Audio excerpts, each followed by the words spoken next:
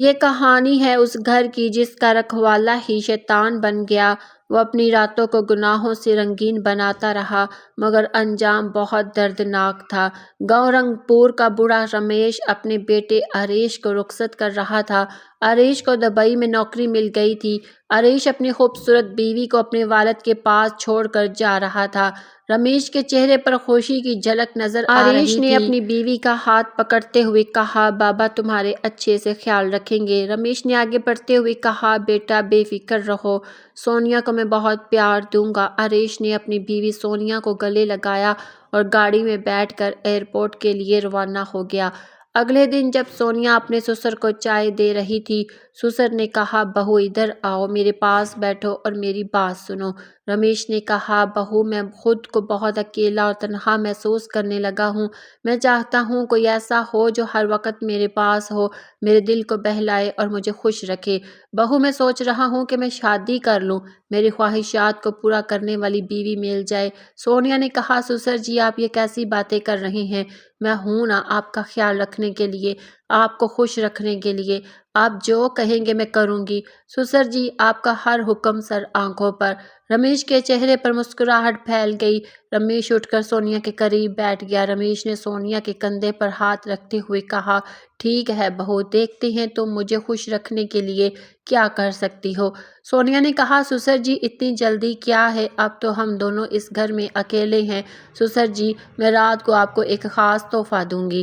سونیا نے چائے کے برتن اٹھائے اور کچن کی طرف چل گئی۔ رمیش سونیا کو جاتے ہوئے پیچھے سے دیکھ کر مسکرا رہا تھا۔ رمیش کی نظریں سونیا پر چپکے سے ٹکی رہی تھی، جیسے کوئی شکاری اپنے شکار کو دیکھتا ہے۔ ایک رات رمیش اپنے کمرے سے اٹھا اور آہستہ قدموں سے سونیا کے کمرے کی طرف بڑھا۔ سونیا آئینے کے سامنے کھڑی اپنے بال سنوار رہی تھی، اس کا دوپٹہ کندھے سے سرک گیا تھا۔ اچانک رمیش کے قدموں کی آہٹ سن کر وہ مڑی اور گھبرائی ہوئی آواز میں بولی، سسر جی کیا ہوا؟ کیا آپ کو کسی چیز کی ضرورت ہے؟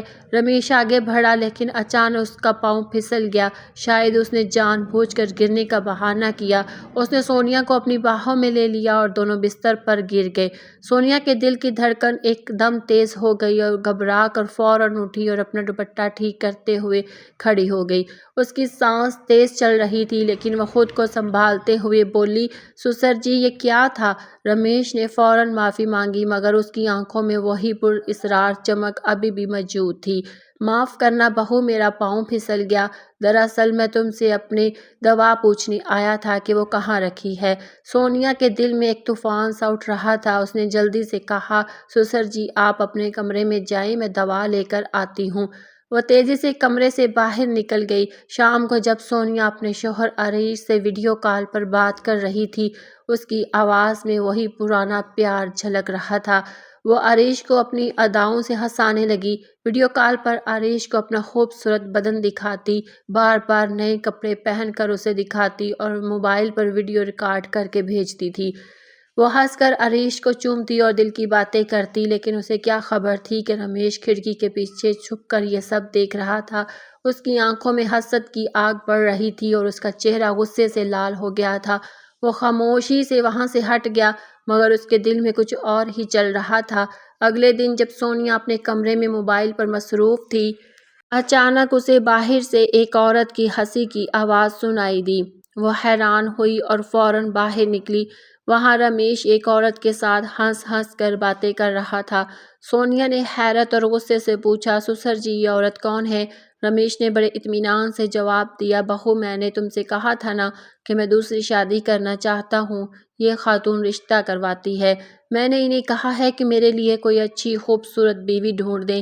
اس کی آواز میں ایک عجیب سی چالاکی تھی، جیسے وہ جان بوجھ کر سونیا کو تنگ کر رہا ہو۔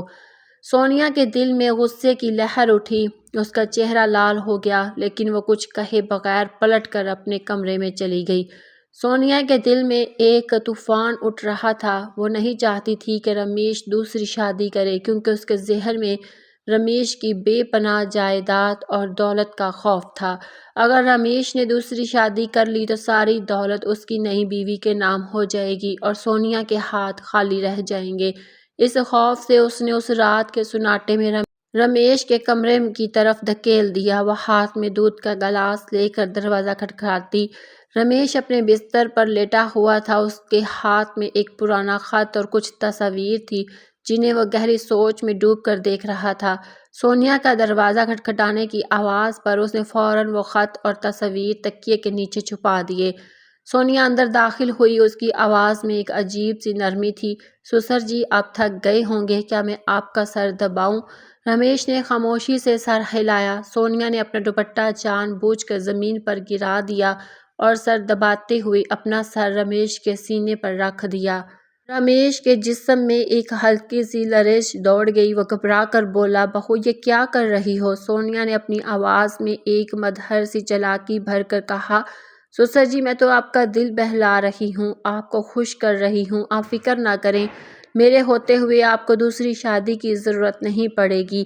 رمیش کی آنکھوں میں ایک عجیب سی چمک پیدا ہوئی۔ اس نے سونیا کو اپنی باہوں میں بھر لیا اور دھیمی آواز میں کہا، بہو اگر تم میری خواہشات پوری کرتی رہو تو میں تمہیں سب کچھ دوں گا، میری دولت، میری جائیداد، سب تمہارا ہوگا۔ پھر ایک لمحے کے لیے رکا، جیسے کوئی خوف اسے ستا رہا ہو۔ کہا، لیکن بہو اگر آریش کو ہمارے اس تعلق کے بارے میں پتہ چل گیا تو کیا ہوگا؟ سونیا نے ایک رازدانہ مسکراہٹ کے ساتھ جواب دیا، سسر جی، اسے کون بتائے گا؟ ویسے بھی وہ پتہ نہیں کب واپس آئے گا، اور اس کنگلے کے پاس ہے ہی کیا؟ اس کے پاس تو کچھ بھی نہیں۔ سچا پیار تو وہی دے سکتا ہے جس کے پاس دولت ہو۔ اس کی آواز میں ایک عجیب سی بے نیازی تھی جو رمیش کے دل میں ایک نئی آگ بھڑکا گئی۔ اس نے سونیا کو اور قریب کھینچتے ہوئے کہا، ٹھیک ہے بہو، آج رات تم یہی میرے ساتھ میرے بستر پر سو جاؤ۔ سونیا نے کچھ کہے بغیر اس کے ساتھ بستر پر لیٹ گئی، لیکن اس کے دل میں ایک عجیب سی بے چینی انگڑائی لے رہی تھی۔ آدھی رات کو جب سونیا بالکل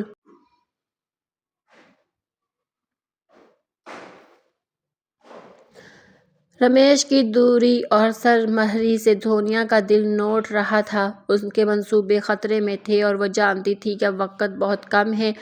وہ دن بہ دن زیادہ چالاک اور ہوشیار بنتی جا رہی تھی۔ ایک رات جب رمیش گھر میں دیر سے آیا، سونیا نے اسے کمرے میں بلا کر کہا، سسر جی، مجھے آپ سے ایک ضروری بات کرنی ہے۔ رمیش تھکا ہوا تھا مگر اس نے سونیا کی بات غور سے سنی۔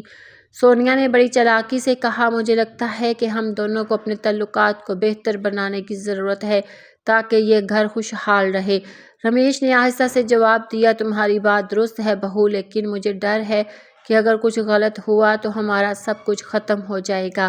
سونیا نے مسکرا کر کہا، چلو میں آپ کی ہر بات مانتی ہوں، بس مجھے موقع دو۔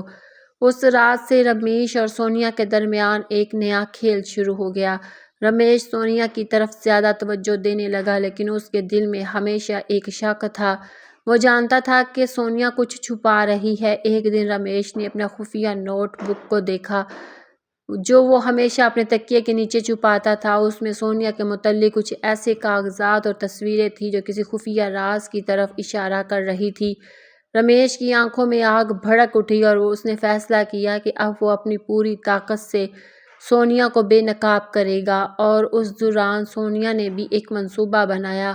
وہ چاہتی تھی کہ رمیش کی دوسری بیوی کو بھی اپنے قابو میں لے لے۔ ایک دن سونیا نے رمیش کی نئی بیوی کو گھر میں تنہا پکارا اور کہا، آؤ ہم سب مل کر اس گھر کو سنواریں۔ رمیش کی نئی بیوی کو سونیا کی باتوں پر شک ہوا، مگر وہ جانتی تھی کہ سونیا کے پاس کچھ نہ کچھ راز ہے۔ وہ دونوں خواتین ایک دوسرے کی باتیں سن کر زیادہ ہوشیار ہو گئی، اور رمیش کو اندازہ ہوا کہ اس کے اپنے گھر میں طوفان آنے والا ہے۔ آخرکار رمیش کو اپنی غلطیوں کا احساس ہوا اور اس نے سونیا سے معافی مانگی۔ سونیا نے کہا، اب جو ہوا اسے بھول جاؤ، بس اپنے گھر کو سنوارو اور صحیح راستے پر چلو۔ کہانی کا اختتام اس پر ہوتا ہے کہ رمیش نے اپنی زندگی کو سدھارا اور سونیا نے بھی اپنی عقل و فہم سے خاندان کو بچایا، لیکن یہ یاد رہے کہ جو چالاکی اور دھوکہ ہوتا ہے، اس کا انجام ہمیشہ دردناک ہو سکتا ہے۔